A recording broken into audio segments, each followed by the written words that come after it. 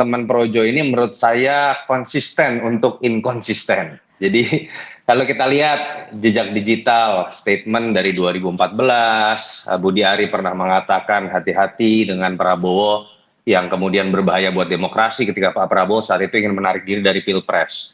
2018 Bung Freddy Damanik yang bisa jawab siapa dari projo yang pernah mengatakan kalau perlu Prabowo didiskualifikasi karena kasus Ratna Sarumpait hoax. Bung Freddy udah ketawa tuh. Lalu kemudian 2019 kita tahu 23 Oktober itu Projo pernah mengatakan akan membubarkan diri karena kecewa Prabowo diangkat jadi Menhan dengan beberapa alasan yang saya hormati value-nya. 3 hari kemudian dibantah lagi dengan mengatakan Prabowo patriot sejati.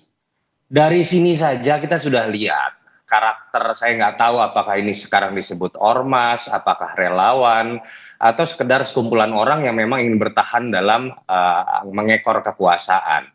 Dan buat saya ini tidak mengherankan dengan sepak terjang seperti ini, bahwa ketika kemudian ormas ini kemudian merasa harus tetap ikut dalam kekuasaan, pilihan paling tepat dan paling pragmatis adalah kemudian melekatkan dirinya lebih dekat lagi dengan Prabowo. Dan pada titik itu kemudian keberadaan siluet Jokowi, keberadaan definisi projo yang masih diartikan sebagai pro Jokowi, tentu saja itu akan dijadikan penghalang.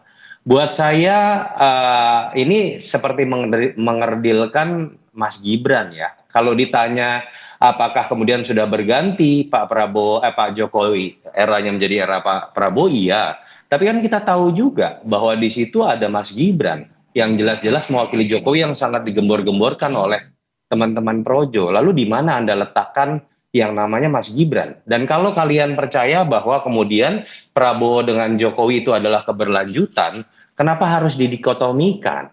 Dan kenapa kemudian sekarang seakan-akan nama Jokowi, wajah Jokowi disebut sebagai kultus individu? Saya sering mengatakan itu dan selalu dibantah oleh teman-teman